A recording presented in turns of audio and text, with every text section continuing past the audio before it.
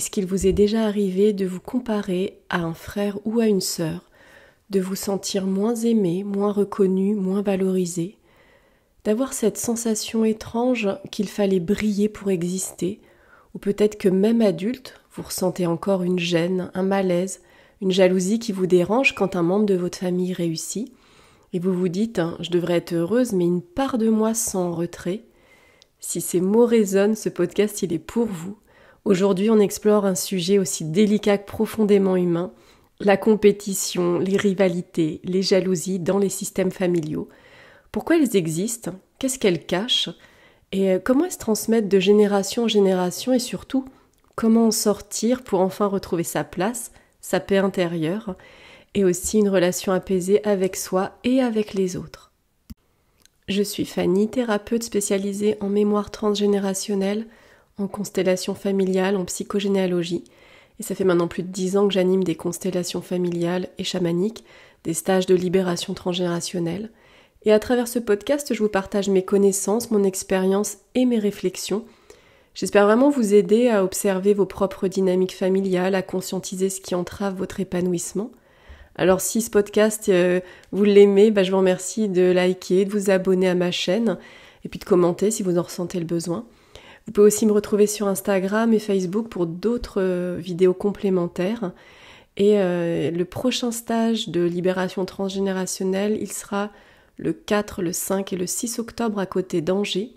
Il s'appelle « À la rencontre de l'enfant intérieur ». Donc là, c'est vraiment 3 jours pour libérer vos cuirasses parentales et vos mémoires familiales, transgénérationnelles.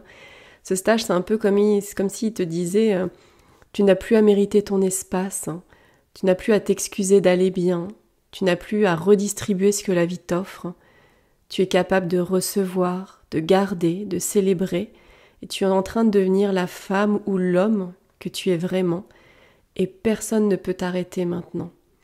Et moi, ces derniers mois, je vois vraiment fleurir chez beaucoup de personnes une même pulsion intérieure, celle de libérer les poids familiaux, de redonner à chacun ce qui lui appartient pour se délester, redonner aussi les rôles qui ont été figés, les injonctions invisibles. Vraiment une envie de retrouver son axe, de dire non, de se reconnecter à l'élan vital profond qu'on a mis de côté trop longtemps. C'est vraiment ça, se remettre en lien avec son essence profonde, qui je suis, qu'est-ce que je veux réellement, qui j'ai envie d'être, vers quoi je me dirige dans ma vie. Je dis toujours, c'est vrai que notre corps, c'est un peu comme un instrument de musique. Si je prends ma guitare et que je commence à jouer et que je ne l'ai pas accordée, ça va être dissonant au niveau de l'oreille, ça va pas être très agréable. À l'inverse, si je l'accorde, elle va être harmonieuse et là, ça va commencer à être sympa. L'idée, c'est que le corps, c'est un peu pareil. À partir du moment où il est dissonant, qu'il n'est pas bien dans son axe, ça va être compliqué pour moi d'être en harmonie avec moi-même, donc d'aller sur mon chemin en étant tranquille. L'idée, c'est quoi? C'est qu'à travers ce stage, on déleste les poids. Mais on va travailler sur tous les axes de l'humain, c'est-à-dire autant sur le plan psychologique que sur le plan énergétique, sur le plan émotionnel, évidemment sur le plan transgénérationnel bien entendu, mais aussi et surtout, j'ai envie de dire, sur le plan corporel. N'oublions pas que le corps, il engramme les traumatismes, les informations. Plus on travaille sur le corps, sur son énergie, parce que je le rappelle, encore une fois, mes émotions, elles sont corporelles également. Pour moi, je vois vraiment le corps comme la vérité. La psyché, encore une fois, peut raconter tout et n'importe quoi. Le corps, lui, à partir du moment où il ressent qu'il y a des choses qui se passent dans le corps, c'est qu'on est sur des vérités. Donc l'idée à travers ce stage, encore une fois, c'est quoi? Je vais travailler les différents plans de mon être pour pouvoir avoir une libération complète et totale. Pas juste 3 jours, où je passe un moment sympa et puis je me détends et je me repose. C'est pas l'idée du stage. L'idée du stage, c'est vraiment, j'arrive un peu avec mes charges, avec mes poids, même si des fois je sais même pas pourquoi je me sens mal. C'est pas grave. Que vous arriviez avec des problématiques à régler ou sans rien, juste en disant je me sens pas terrible dans ma vie, je sais pas pourquoi, tout est ok en fait, parce que à travers les 3 jours, il y a une évolution, le stage est très bien construit pour ça, pour que quand vous repartiez, vous voyez vraiment la différence entre avant et après. Donc si vous sentez que ce stage vous appelle, n'hésitez pas à me contacter, je serais ravie de vous accompagner dans ce processus de libération au cours de ces 3 jours. Mais on va revenir à la thématique de notre podcast d'aujourd'hui, à savoir donc les jalousies, la compétition au sein des systèmes familiaux. Alors déjà, pourquoi est-ce qu'il y a autant de rivalité dans les familles? En fait, dans chaque famille, il y a des rôles. Ça, j'en ai suffisamment parlé dans les précédents podcasts. On peut retrouver le rôle de l'enfant sage, le rebelle, l'enfant invisible, le chouchou, l'enfant à problème.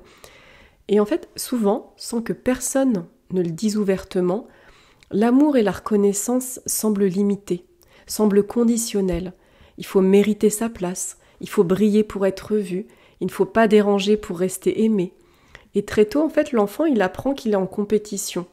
Et en plus, vient s'ajouter aussi l'école là-dessus, parce qu'en l'école, on voit bien avec les notes, les évaluations, ça rajoute encore de la compète.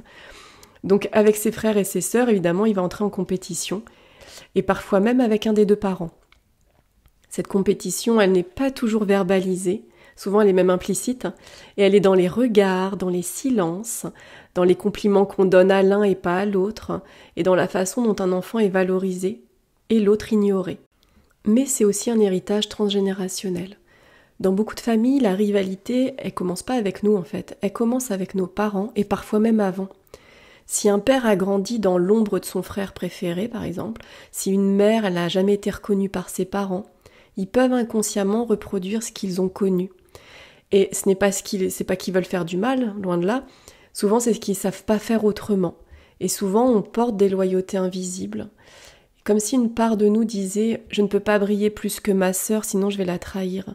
Ça, c'est un truc que je retrouve souvent dans les gens qui veulent réussir, qui veulent faire des carrières, qui ont de l'ambition. Eh bien, parfois, en fait, ça ne fonctionne pas.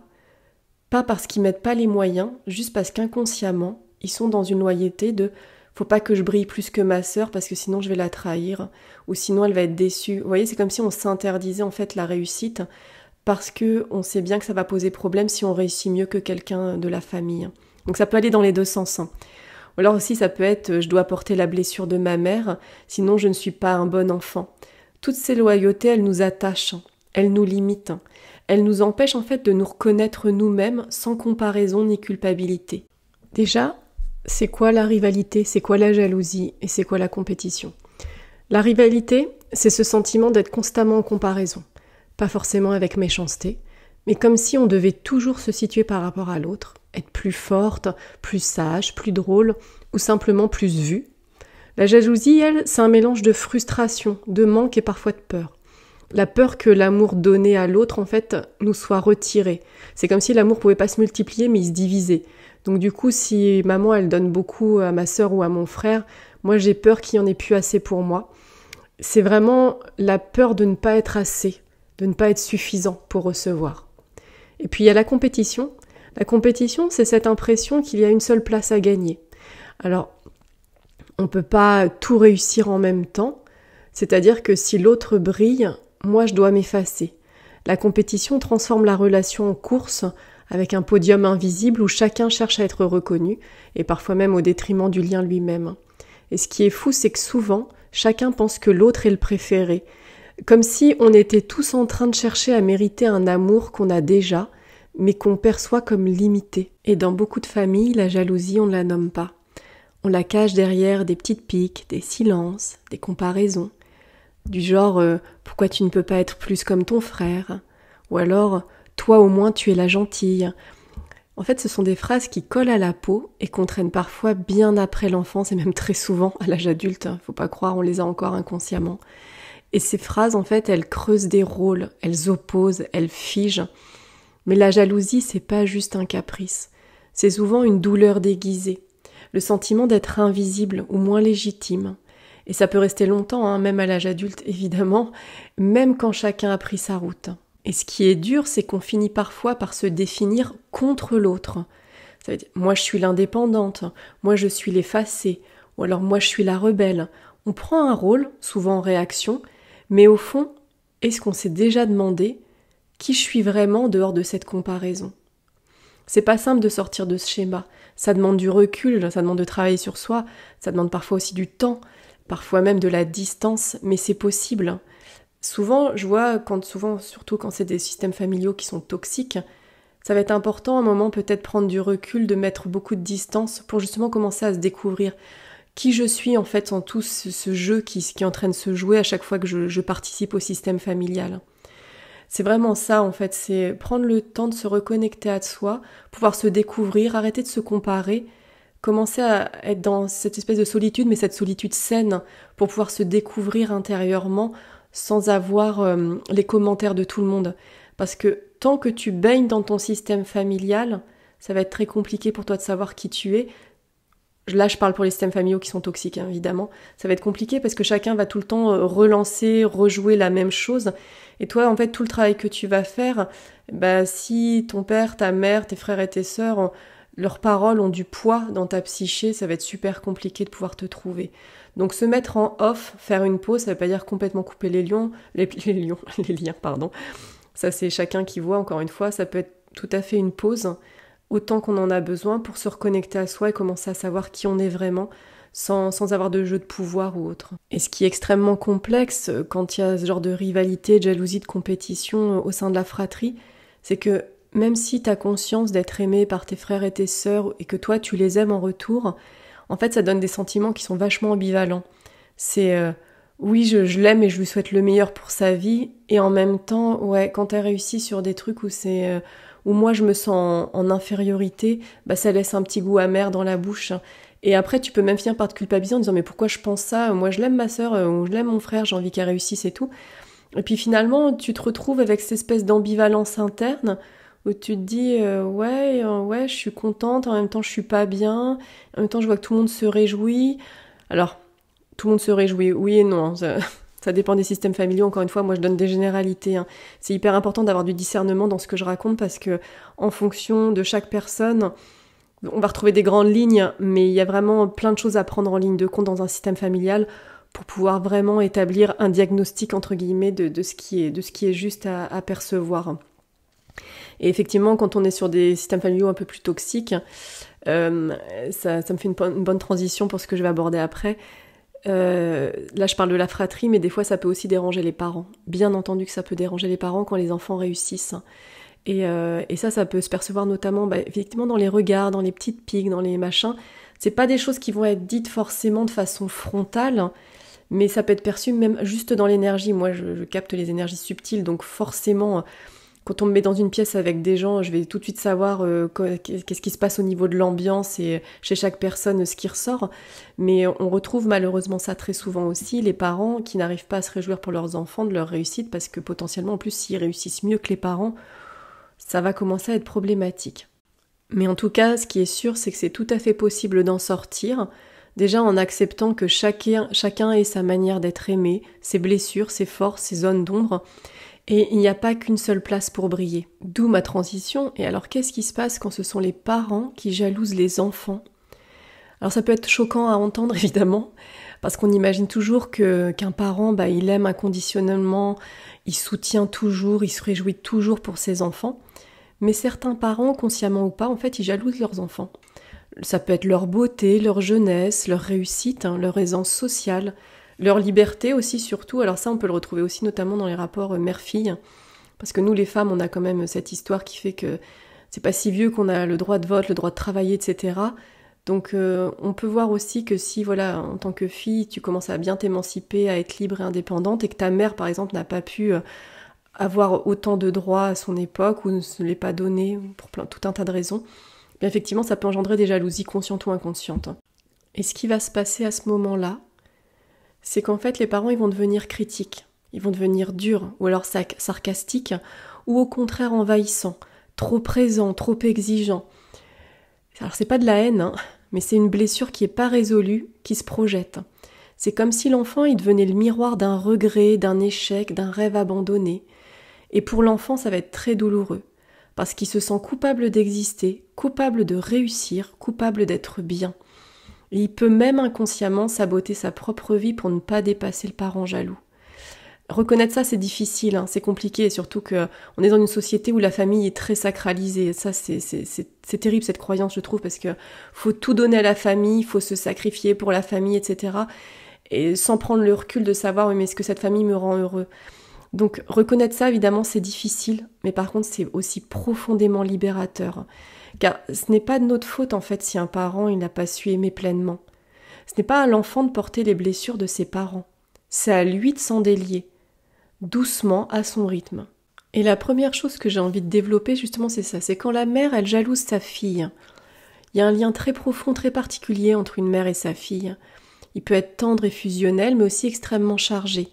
Certaines mères, alors toujours sans qu'elles s'en rendent compte, parce que tout ça souvent c'est bien inconscient, elles jalousent leur fille. Elles voient en elles la jeunesse qu'elles ont perdue, l'assurance peut-être qu'elles n'ont jamais eue, la beauté, la liberté, comme j'exprimais tout à l'heure, la vitalité, et parfois en fait ça leur est juste mais insupportable. Alors la mère, qu'est-ce qu'elle fait? Elle critique, elle rabaisse, elle compare, elle ridiculise aussi, ça fait vraiment partie des dynamiques.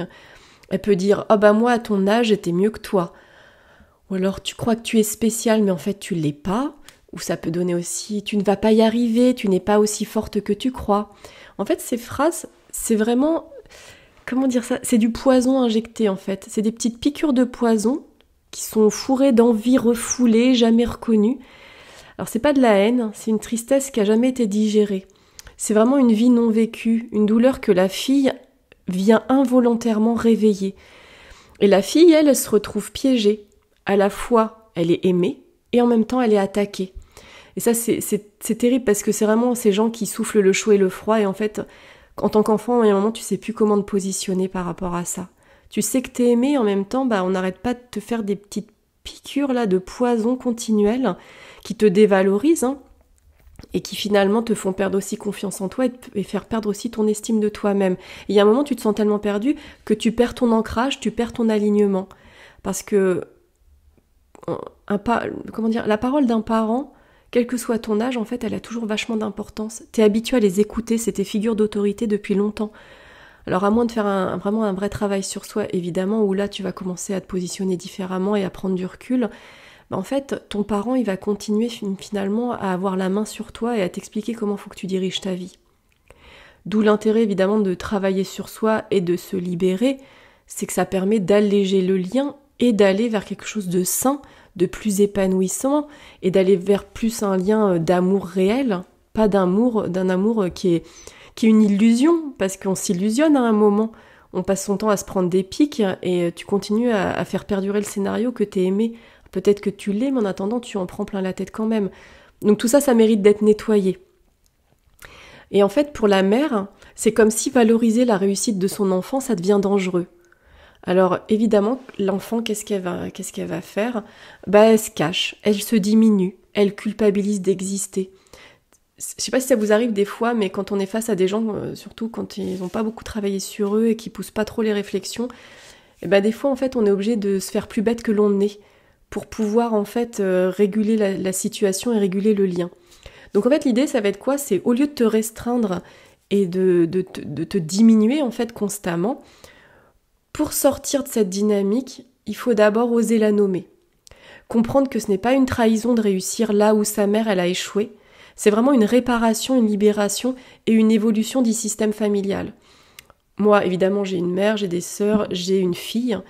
Et c'est toujours ce que je me dis, c'est qu'à chaque fois que je travaille une dynamique qui est lourde dans ma famille, je suis hyper heureuse pour moi, mais je suis hyper heureuse pour ma fille. Parce que mine de rien, même si ça peut être ta mère, mais aussi ta grand-mère, ta tante, chez toutes ces femmes au-dessus de toi, qui sont peut-être encore vivantes et chez qui ça pose un problème, ta réussite, ou ta beauté physique, ou ton épanouissement, ou la réussite de ton couple, de tes enfants, etc. Mais en fait, toutes ces femmes, c'est terrible parce qu'inconsciemment, elles te mettent la pression finalement pour te minimiser et éviter que tu ne t'épanouisses. Et bien, en fait, ce qui est dramatique là-dedans, c'est que, déjà, elles bossent pas sur leurs blessures. Ça, c'est bien dommage parce que plus chacun va reprendre sa part, en fait, et plus ça va permettre aux descendants de s'épanouir. Mais moi, à chaque fois, je suis toujours heureuse quand je répare quelque chose dans mon arbre, peu importe que ça pose problème à quelqu'un ou pas. C'est-à-dire que je pense à moi et à ma fille, et à chaque fois je me dis, ça c'est cool pour moi, mais c'est un truc aussi où je décharge ma fille, et peut-être mes petits-enfants et mes arrières, etc. un jour. Donc c'est vrai que souvent quand on est ancré dans nos problématiques, on voit un peu dans un trou de serrure, alors que le champ des possibles, il est vraiment grand ouvert autour de nous. Donc l'idée c'est à chaque fois de se recentrer, de se dire, moi qu'est-ce qui me ferait du bien pour moi? Revenez toujours à vous-même. Si vous commencez à penser à tout le monde, oui mais maman ceci, oui mais tata cela, oui mais ma soeur, mon frère, non, vous allez jamais en sortir. Revenez toujours à vous, recentrez-vous sur vous-même, osez vous offrir ce qu'il y a de meilleur pour vous, parce que c'est le cadeau aussi que vous faites à vos enfants. Et eux n'auront pas à faire ce travail-là, et ainsi de suite, jusqu'à ce que l'arbre il s'allège de plus en plus. Alors là j'ai parlé de la relation mère-fille, mais ça peut être aussi quand le père jalouse son fils. Chez certains hommes, le lien avec leur fils il est marqué par un mélange d'admiration et de rivalité. Le fils en fait, il devient le jeune homme qu'ils ne sont plus. Un peu comme la mère et la fille, Il incarne aussi leur potentiel qu'ils n'ont pas pu réaliser, leur force d'avant, leur désir de reconnaissance, leur ambition refoulée. Et pour certains pères, c'est vraiment insupportable. Ils se sentent en fait en concurrence avec leur propre fils. Alors ils vont le rabaisser, ils ironisent sur ses rêves, ils évitent les compliments. Alors ça peut aller plus loin, hein. Là je développe ce qui est soft, mais ça peut aller jusqu'à de la violence et jusqu'à l'envie de détruire son enfant. Bon là on est dans des choses beaucoup plus pathologiques que je ne vais pas développer là, parce que ça mérite vraiment d'avoir un vrai suivi avec un professionnel. Bref, en tout cas, le père il envoie ce message subtil de « tu ne seras jamais meilleur que moi ».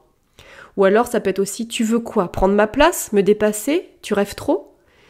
Donc en fait, le fils, qu'est-ce qu'il va faire ? Il va sentir cette tension, inconsciemment, mais il a besoin de l'amour de son père. On n'oublie pas, hein, les filles, elles se construisent par rapport à leur mère, les garçons, ils se construisent par rapport à leur père. Donc, en fait, il sent qu'en grandissant, en devenant homme, il devient comme une menace symbolique pour son père. Alors il va douter. Il peut aussi s'éteindre pour ne pas déranger ou au contraire entrer en guerre pour exister. Et ça c'est terrible, hein. Quel que soit le choix, de toute façon c'est terrible d'entrer en guerre aussi parce que c'est une perte d'énergie mais colossale qui pourrait être mise vraiment pour des choses dans nos vies qui finalement nous nourriraient bien plus et pourraient nous épanouir. Et là encore, la libération elle va commencer par la prise de conscience. De toute façon, quelle que soit la problématique, la première étape c'est toujours la prise de conscience, c'est ce qu'on dit, c'est la première marche vers la guérison. Donc ça va être important de comprendre la rivalité du père, que en fait c'est pas une preuve d'infériorité, mais c'est vraiment un héritage à ne pas reprendre. On peut honorer son père sans se rabaisser. On peut vraiment devenir un homme entier sans demander la permission. Alors j'ai parlé des jalousies mère-fille et père-fils, mais on peut aussi parler des jalousies croisées. C'est quand le père est jaloux de sa fille ou quand la mère est jalouse de son fils. C'est plus subtil, c'est encore plus implicite, mais c'est tout aussi puissant, parfois même très destructeur, car il y a plus de tabous, c'est moins assumé et souvent dissimulé derrière des postures affectives ou de contrôle. Quand le père jalouse sa fille, alors déjà on en parle peu de ce lien entre un père et une fille, et pourtant il arrive que certains pères, sans le dire, jalousent leur propre fille. Pourquoi ?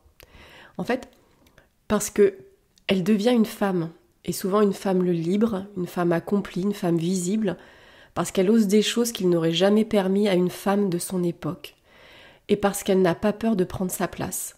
Et alors là, en fait, il y a une tension qui s'installe. Il peut y avoir des critiques déguisées en conseils, ou des remarques ambiguës qui veulent remettre la fille à sa place.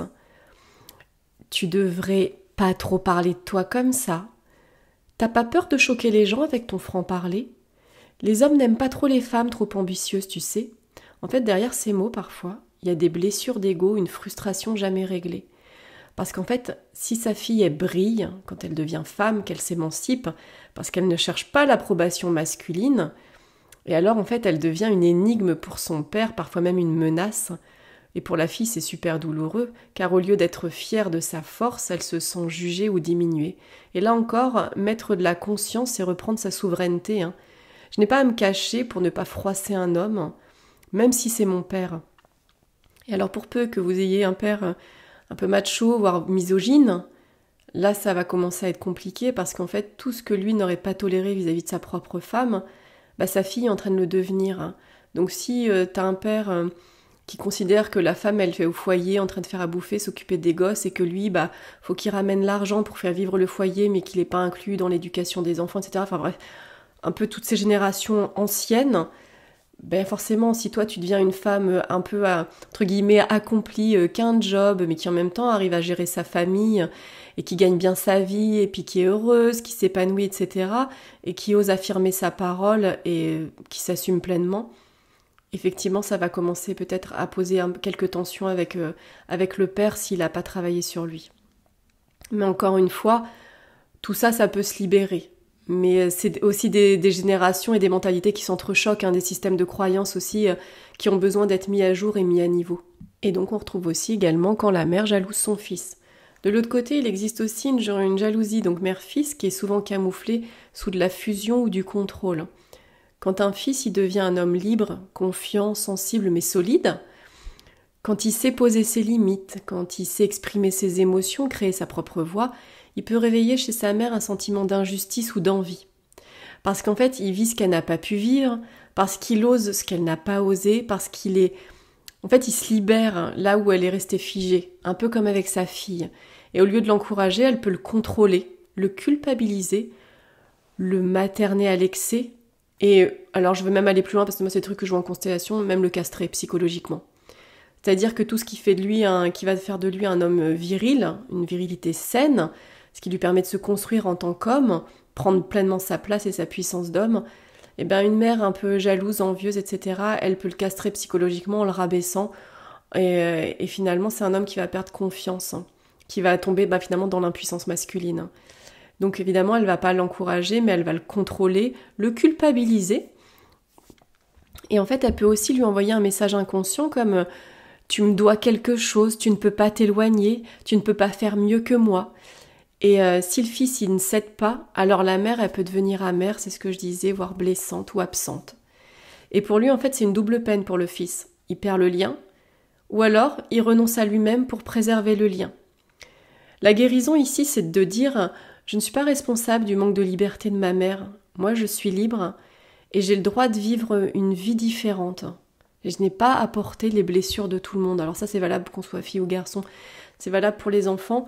Quand même un petit rappel, l'enfant il s'appuie sur ses parents. Ses parents, c'est vraiment ses piliers, c'est son soutien.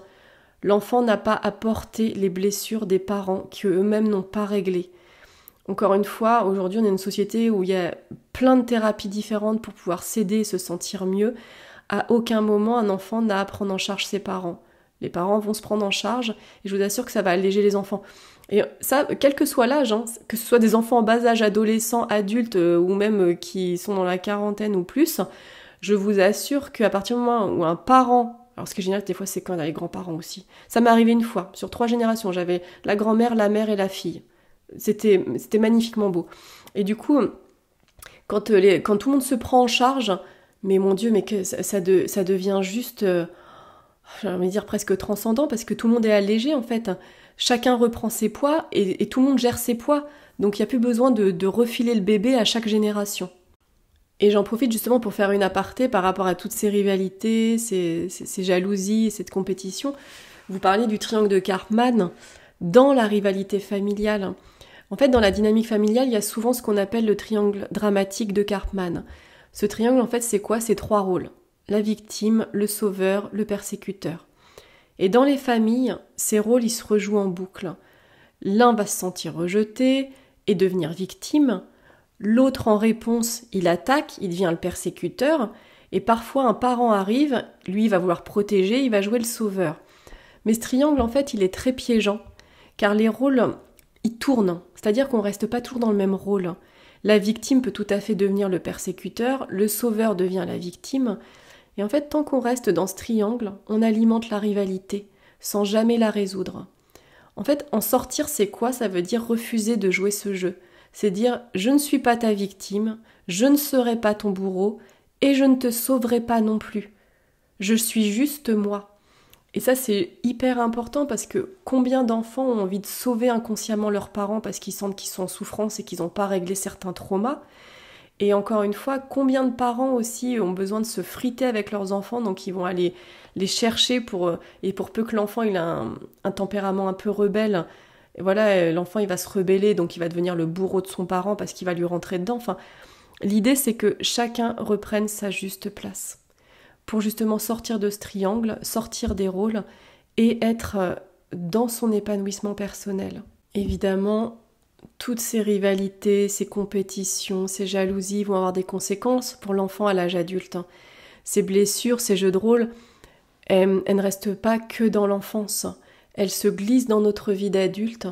Et en fait, on va rejouer encore la même chose à l'âge adulte. Même si on n'est plus en lien avec sa famille, on va se comparer aux autres, même sans le vouloir. On a du mal à se réjouir sincèrement pour quelqu'un. On se sent coupable de réussir. Ou alors on cherche à prouver sans cesse qu'on a de la valeur. Parfois, en fait, on va s'épuiser à réussir socialement pour enfin se dire « Regardez, moi aussi j'existe ».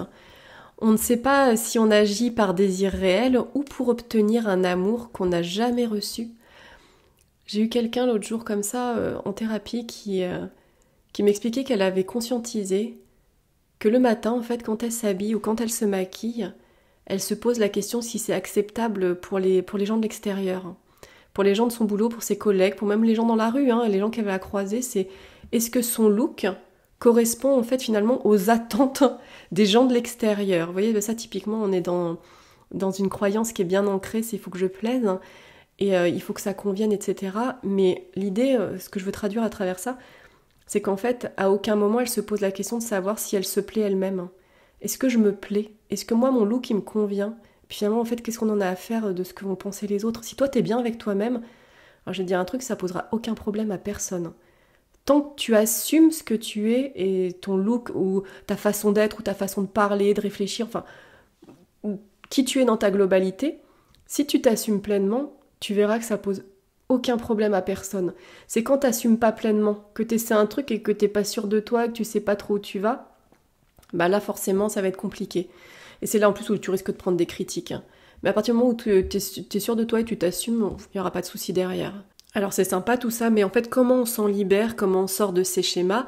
D'abord en reconnaissant que ça existe, que ce n'est pas une trahison d'ouvrir les yeux sur ce qu'on a vécu, c'est vraiment un acte de lucidité.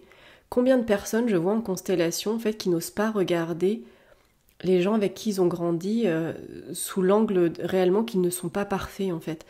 Il y a beaucoup de personnes, alors je l'observe beaucoup chez les mères et les filles aussi ça. Les filles qui refusent de voir que leur mère, potentiellement, oui, elle a aussi des aspects imparfaits à l'intérieur d'elle, mais on est sur quelque chose de tellement érigé, c'est un peu l'archétype de la Vierge. En fait, il ne faut pas toucher à la mère. Il ne faut pas toucher à la mère, elle est parfaite, et s'il y a des défaillances, c'est moi en tant qu'enfant qui ai déconné. Non, les mères, elles sont défaillantes. Moi, je suis maman, je ne suis pas parfaite. J'ai parfaitement conscience que des fois, j'apprends encore. Il n'y a pas de manuel pour être un bon parent, pour être une bonne maman. Et je trouve ça important en tant que parent, des fois, que quand tu déconnes, parce que voilà, t'es pas parfait, c'est important aussi de savoir s'excuser auprès de ses enfants. En fait, tant qu'on reste dans une espèce de figure érigée de la mère parfaite, en fait, les liens, ils vont rester lourds et sous tension. Non, il y a un moment, t'apprends à être une bonne maman. Moi, je dis souvent, tant que t'aimes ton enfant, je veux dire, c'est déjà une bonne base. Mais après, oui, il y a des choses à corriger, il y a des choses dont il faut prendre conscience parce qu'on fonctionne par mimétisme. Donc, si toi, tu veux être une bonne mère, mais que t'as une mère toxique au-dessus, ça va être compliqué d'être une bonne maman. Faut pas croire que, sous prétexte que tu n'es pas comme ta mère, t'as pas quand même intégré certains réflexes toxiques. On parle souvent du moi toxique en fait. Je fais un aparté là, mais quand tu as eu un système parental défaillant, où tes parents ont été déresponsabilisés ou même violents, que ce soit psychologiquement ou physiquement, forcément que toi, même si tu ne seras pas violente peut-être physiquement, t'as intégré de la violence. Donc tu risques fort à l'âge adulte, surtout si tu n'as pas travaillé sur toi, peut-être que tu taperas pas tes enfants parce que toi tu sais ce que c'est que de prendre des coups. Mais peut-être que en fait, tu seras juste violent psychologiquement et tu t'en rendras même pas compte. Donc l'idée, c'est pas de se dire moi je suis différente et je vais faire différemment. C'est déjà super de se le dire, je dis pas que je minimise pas le truc, mais juste t'as intégré un moi toxique. Quand t'as une mère tyrannique par exemple, tu l'as intégré à l'intérieur de toi. Donc forcément que quand t'auras tes propres enfants, il y a des dynamiques qui vont remonter. Donc d'où l'importance d'aller libérer tout ça, de redonner à sa mère ce qui lui appartient et de toi de découvrir qui tu es vraiment. Déjà en tant qu'être humain, en tant que femme, et évidemment en tant que mère, pour donner le meilleur à ton enfant. Donc on croit souvent que tout ça, ça reste derrière nous, alors qu'en réalité c'est encore très vivant à l'intérieur de nous, c'est juste que c'est caché. Et qu'en fait on réitère les mêmes automatismes sans même s'en rendre compte. Donc être capable d'ouvrir les yeux et de regarder les situations sous un autre angle, c'est vraiment un acte de lucidité. Et puis aussi, il y a un truc qui peut aider, c'est commencer à nommer les rôles qu'on a joués. Moi, j'étais le bon élève, l'enfant rebelle, l'invisible, le pilier, en se demandant « Est-ce que j'ai encore besoin de jouer ce rôle ?» Ça, c'est une question super profonde. Est-ce qu'encore aujourd'hui, maintenant que j'en ai conscience, j'ai besoin encore de jouer ce rôle? Et puis aussi, on peut revenir à nos propres valeurs. Qu'est-ce que moi, j'appelle la réussite? Qu'est-ce que moi, je considère comme une vie pleine, comme une vie épanouissante? Et enfin, on peut aussi oser se différencier sans se justifier, en se disant « Je choisis de vivre selon mon rythme, ma voie, mes choix, même si ma famille ne comprend pas, même si je dois briser des fidélités invisibles. » Et vraiment, c'est ça, guérir. Pas forcément se réconcilier avec les autres, mais se réconcilier avec soi. Les rivalités, souvent, évidemment, elles sont inconscientes. C'est pas toujours un conflit ouvert ou des disputes visibles, c'est parfois un malaise diffus, un peu une gêne qu'on ne sait pas trop nommer. Alors, je vais vous donner quelques signes si vous avez envie de regarder dans vos systèmes familiaux si vous êtes concerné ou peut-être pas. Donc, il y a différents signes. Par exemple, vous vous sentez tendu ou agacé quand un membre de la famille réussit. Ou alors, ça peut être, vous vous comparez souvent à vos frères et à vos sœurs, même intérieurement. Vous avez du mal à parler de vos réussites ou au contraire, vous les montrez beaucoup pour être reconnu. Vous ressentez de la honte ou de la culpabilité quand vous allez bien. Vous cherchez encore inconsciemment à être à la hauteur, même adulte. Vous vous sentez exclu. Ou vous vous mettez à l'écart par défaut. Tous ces signes, ce sont des indicateurs silencieux qu'un schéma est actif. Et c'est souvent dans le non-dit, dans le regard de l'autre, dans le silence, ou après une remarque, que la compétition, elle se joue. Le but n'est pas d'accuser qui que ce soit, mais de reconnaître « je suis peut-être dans une rivalité qui ne m'appartient pas et je peux en sortir ». Ce n'est pas en s'opposant en fait qu'on se libère, ou encore que. Ça dépend. Bref. Ça peut être possible, mais bon, ça, faudrait que je revienne dessus parce que ce serait loin des... Encore une fois, là, il faut du discernement. Mais vraiment, quand on choisit sa propre trajectoire, sans la mesurer à celle des autres, c'est là en fait où on est juste et bien aligné avec soi-même. Et parce que le corps parle avant l'esprit, moi c'est quelque chose auquel j'adhère beaucoup. Mon corps ressent tout le temps avant que ma tête ne puisse comprendre ce qui se passe. Mon corps me donne déjà les informations. Et en fait, quand on est pris dans un schéma inconscient de rivalité ou de compétition familiale, notre corps y réagit avant même qu'on en ait conscience. Je vais vous donner quelques indicateurs physiques fréquents à observer. Il y a vraiment des réactions physiques qui sont révélatrices d'une compétition inconsciente. Déjà, vous pouvez ressentir de la tension musculaire localisée. Souvent, c'est le cou, les épaules, les mâchoires crispées, quand un proche parle de sa réussite. Ou alors, vous pouvez aussi avoir la poitrine contractée ou une sensation d'oppression lors des réunions familiales. Ou alors aussi une sensation d'étouffement quand quelqu'un prend beaucoup de place dans une conversation. L'autre chose, ça peut être aussi l'accélération du rythme cardiaque. Des palpitations ou des battements accélérés en écoutant les succès d'un frère, d'une sœur ou d'un parent. Le corps, il est en mode alerte, comme s'il fallait se défendre ou se justifier. La troisième chose, c'est la fatigue soudaine ou une envie de fuir. Une envie soudaine de dormir, de fuir, de se déconnecter dès qu'un sujet de comparaison est abordé. Une baisse brutale d'énergie à la simple idée de croiser certains membres de la famille. On en retrouve aussi les problèmes digestifs. Le nœud dans l'estomac, les nausées, les pertes d'appétit avant ou après un repas familial, des maux de ventre récurrents avant une réunion familiale ou un événement où l'on sera comparé. Et après, il y a aussi tout ce qui est geste ou posture de fermeture. Les bras croisés, le regard fuyant, la voix qui baisse ou vraiment le sourire, c'est le sourire figé là, quand un autre membre de la famille parle de sa vie. Vous pouvez aussi sentir le corps qui se rétracte comme s'il voulait se faire oublier. Et enfin, on a aussi tous les comportements compulsifs juste après une interaction. Le besoin de manger de façon impulsive, de parler compulsivement, de se justifier après avoir vu ou parlé à un membre de la famille, et parfois même une envie de se changer, de se venger symboliquement, par exemple, en affichant une réussite sur les réseaux sociaux, par exemple. Alors pourquoi c'est important ? En fait, c'est important parce que ces signaux du corps, ce sont des messagers. Ils viennent vous dire quelque chose. Tu es en train de te sentir en danger. Non, pas dans l'instant, mais dans un ancien scénario que ton corps reconnaît. En apprenant vraiment à repérer ces signes, en fait, tu gagnes en lucidité émotionnelle et tu peux commencer à désactiver vraiment le pilote automatique. Parce que finalement, ça c'est quoi ? C'est des automatismes. Moi, c'est ce que j'appelle des mécanismes de défense qui sont obsolètes.